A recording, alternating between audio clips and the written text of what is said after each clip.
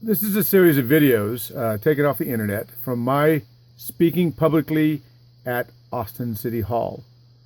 This is the first one that was recorded. It was recorded June 24th of 2010, after I became aware of code compliance because of the Fairview neighborhood.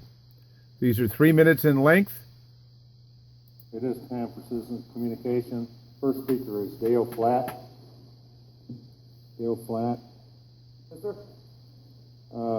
Topic is code enforcement, work without a permit program, Fairview neighborhood. 3 topics. And you have 3 minutes. Yes, sir. Just pass everything out at the end. Pass it down.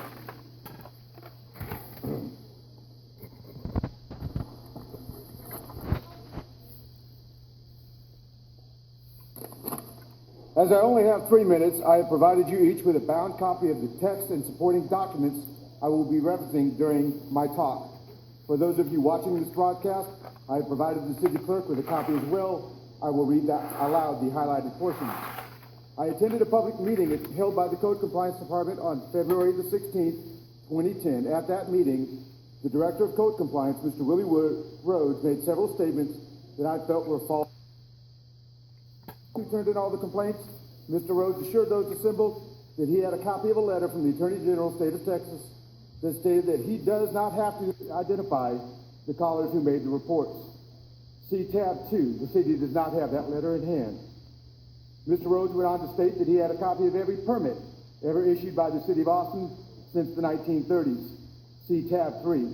This is a public information request whereby the city admits to losing, misfiling, or in some cases, the old records were so badly damaged they cannot be scanned.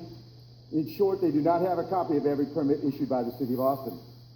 Many homeowners stated they purchased their homes in the present condition and they should be grandfathered. Mr. Rhodes told us there's no such thing as the grandfather clause when it comes to the building code. Refer to tab number 4.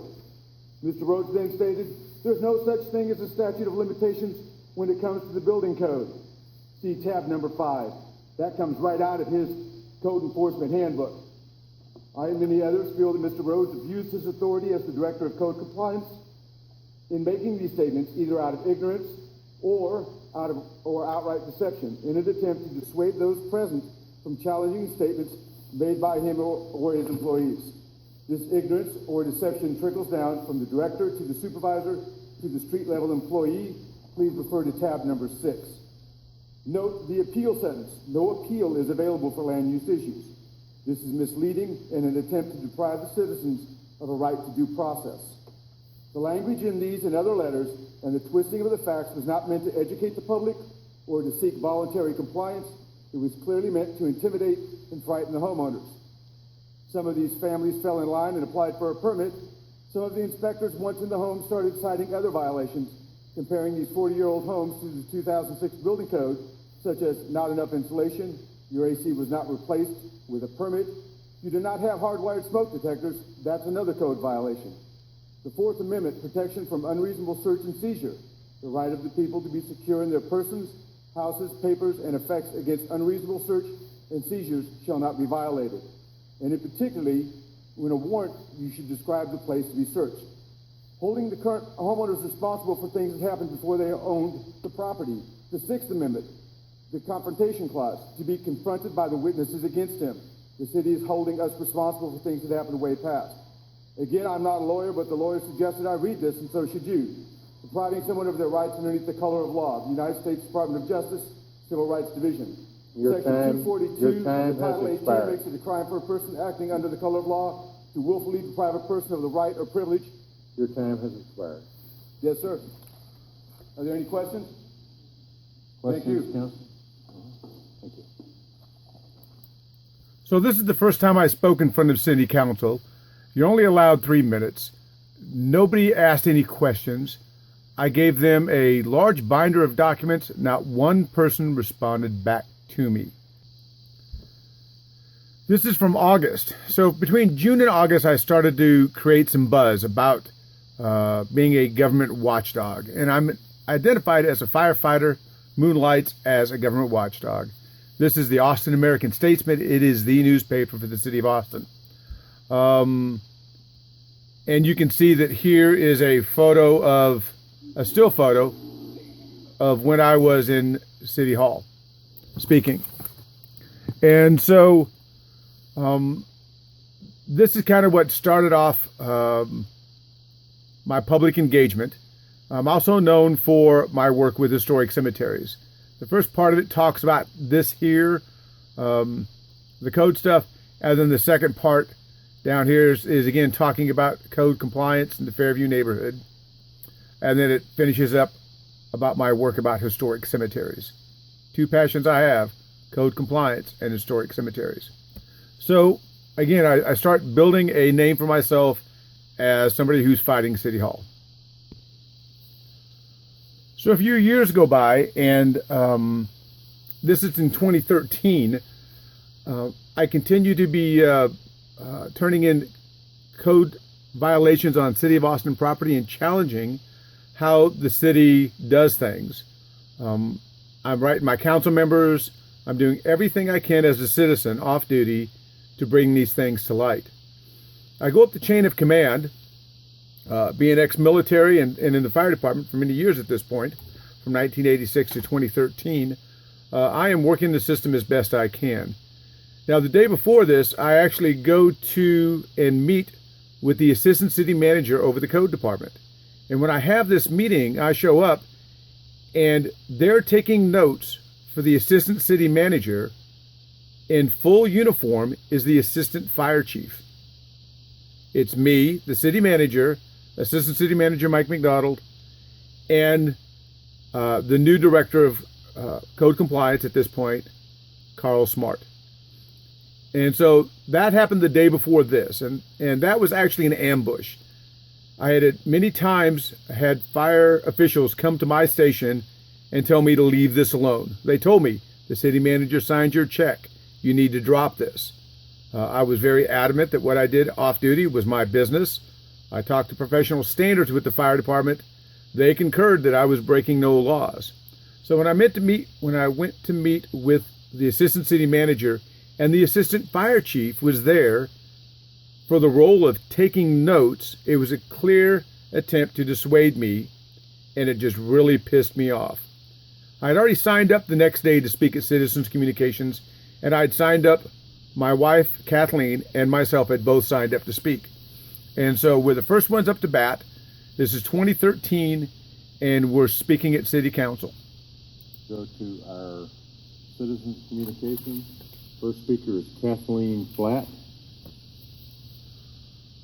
Kathleen Flatt is speaking on code compliance. You can't donate time in Citizens Communication. You have to use your 3 minutes by yourself, basically. So this is Mayor Lee Leffingwell, and he and I are at odds at this point because I keep speaking out publicly. So my wife is going to read the script that I wrote the night before. She's going to read the first 3 minutes. Good afternoon, council members. My name is Kathleen Flatt. I have been a resident of Austin for over 40 years. And the mayor got up and left. Let's establish some common ground. We're all aware of a recent council official who was arrested for DWI. Okay, that was a misspeaking. It was a county official, not council official, and this is right after the county district attorney got arrested for drunk driving. Official, within a few days of their arrest, took ownership and responsibility for their actions and pled guilty and served time and paid fines, and is going through the steps of recovery to put their life back in order. Had that event happened 20 years ago, it might have played out differently. That official would have been pulled over, and once the officer realized who they were, most likely the officer would have secured the car and driven that official home as a professional courtesy. If I may, let me see by a show of hands for the council members and the audience if anyone believes that is how the recent arrest should have been handled today. Thank you. Just a few weeks ago, an Austin police officer was put on indefinite suspension. The reason for his dismissal was because he lied in order to get a free movie ticket. He could no longer be credible witness for the prosecution. Again, may I see a show of hands if anyone thinks that we should retain employees whose job it is to testify in a court of law, which through careful documentation it can be determined that they lie in an official capacity. Thank you. I think it's safe to say that we all agree that the days of professional courtesies when public officials break the law are over and are no longer tolerated by the public, and that we as a society cannot and should not tolerate employees who lie for personal gain or lie in an official capacity to imply things that not in fact in order to misdirect an investigation. It has become necessary for me to publicly stand before you and place in the city's records that I am here as a whistleblower. Okay, this was supposed to be me reading this, but Kathleen's reading it, but I made it very clear that I am declaring myself a whistleblower on June the 6th of 2013 because I have been harassed by the code department, and I can provide you that documentation as well. To report that in this public forum that employees of the Code Compliance Department continue to openly violate not only their own department policies, but state and federal law. Whistleblower is the necessary term because I have and continue to experience retaliation and veiled threats by city employees for trying to bring to light documented cases of abuse of authority and tampering with government records by code compliance employees. There is not enough time in this forum to present many facts, and it is not opinion, but fact that I offer. I started off a few years ago in our own personal time educating about Code Compliance Department.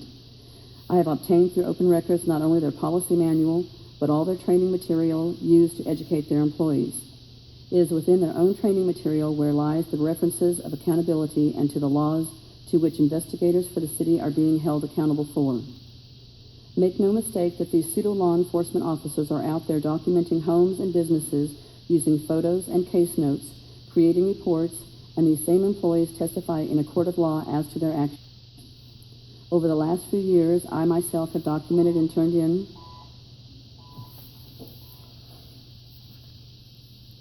Thank you, ma'am. Next speaker is Dale Flatt, Code Compliance in Austin Cemeteries.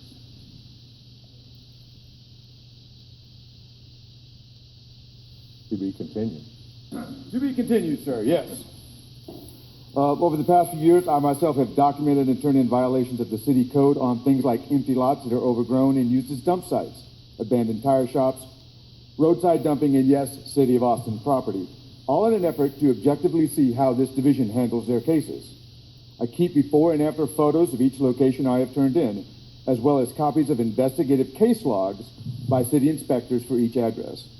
These, along with permit records and the other documents provided to me by the city through open records requests, paint a clear picture. It is your own documents, not my opinion, that clearly shows that state laws are being broken, that Austin properties in violation of city codes are given a professional courtesy, and in many cases, no action is taken, and these cases are simply closed. This selective enforcement should not be tolerated. This places city employees that work in these spaces in danger, as well as endangering the public that visit these spaces when we allow work to be done without permits and inspections. I have reported my concerns to staff and even Austin Police Department with no results. What was to be a one-on-one meeting yesterday with Assistant City Manager Mike McDonald to discuss my concerns happened to be not only Carl Smart, Director of Code Compliance, but the lead supervisor to a city department for which I work for. We will call him Harry. When I asked Harry, "Why are you here?" he said that Chief McDonald asked him to attend. Harry played the part of secretary and took notes on a laptop, and Chief McDonald made it very clear that it was his opinion that all I had was opinion, that he was a professional law enforcement officer and I did not have the training or all of the facts. It became very clear that Mr. McDonald was not there to listen to a citizen reporting crimes.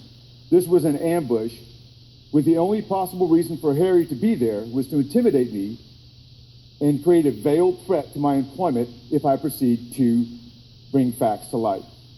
To Chief McDonald, I have to publicly state, sir, it did not work.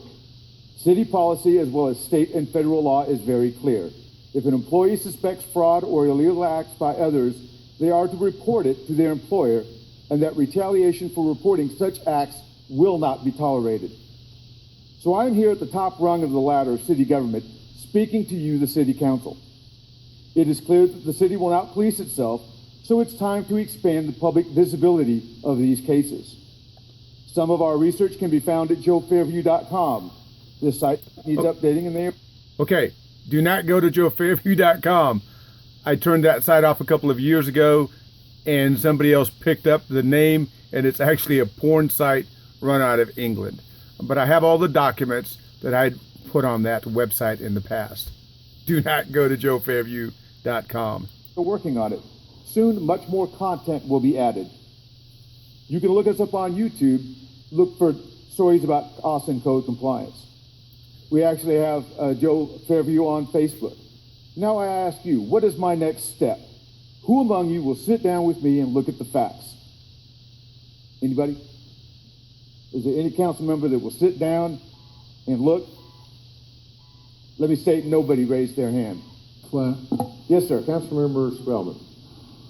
It's irregular for you to ask us questions. I think it's probably why nobody responded to your question, but I'll respond now because you need a response. Yes, sir. If you send me something in writing, I'll happily take a look at it, but I won't commit to a meeting until I see something in writing, sir. Thank you, sir. Thank you. So, that was Mr. Spellman. He was a council member. He's no longer on the dais. I gave him a bunch of documents. He returned them and said he wasn't interested in talking to me. And so this actually becomes part of the tipping point when I declare myself a whistleblower. I had a website up. I was trying to educate the public. I was helping a few people like Ryan Reed on the Lott Avenue case, which I hope you'll look at. And you can clearly see that the city council is not interested in this at all. 1 year to the date from the time that I declared myself a whistleblower, I resigned my commission as an Austin firefighter. About 6 months after I declared this, I started to get more and more visits from the fire chief's office. I was active in looking at codes involvement in a neighborhood that flooded. I did an open records request. The fire department responded back to it. I responded back to the open records request, and that launched the fire department saying that I could no longer communicate with city leaders using my own email, that I was a firefighter 24/7. I can provide you all these documentations. I was written up and told I was insubordinate and disrespectful because I was embarrassing the city manager. I was transferred at a loss of pay and an increased workload to a different fire station where there was no opening. I felt this was retaliation.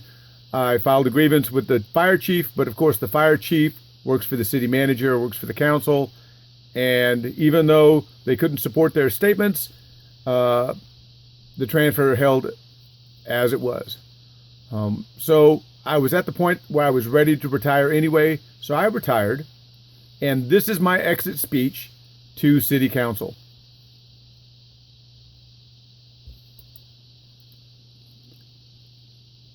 This is the mayor, and this is the city manager. First speaker is Dale Flatt. And they're both going to get up and leave the room.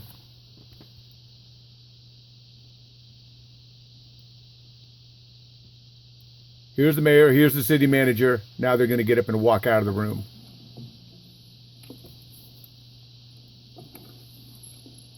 Good afternoon. After 28 years and 7 months to the day, I retired from the Austin Fire Department just a few minutes ago. I would like to take this opportunity to thank the citizens of Austin and a special shout out to the men and women of Central Fire Station. Let my record reflect that I retired from the Big House, a finer fire crew I have never served with.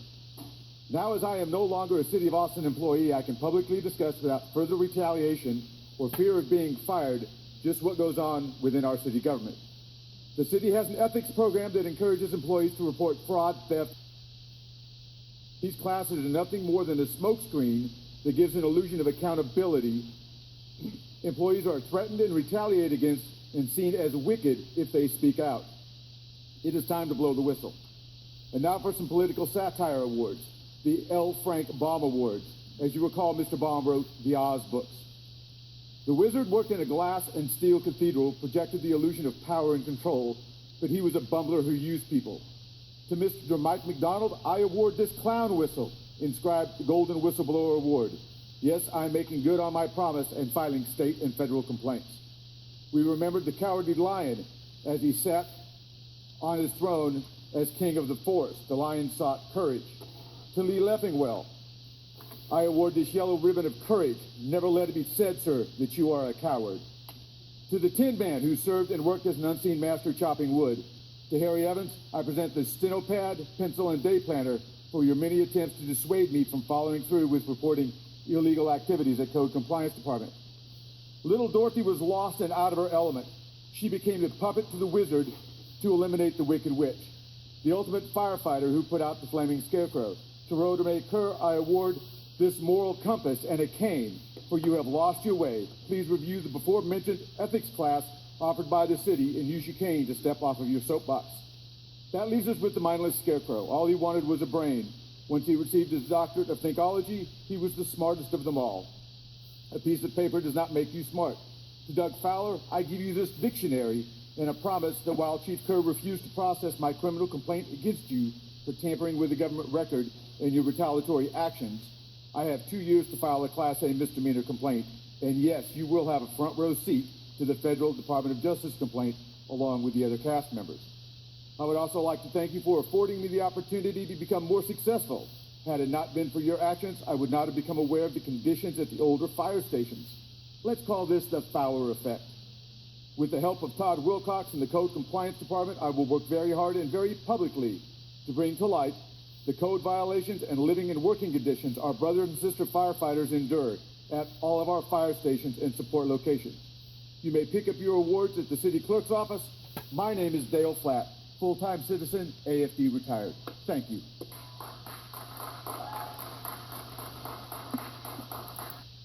Okay, that was my exit speech.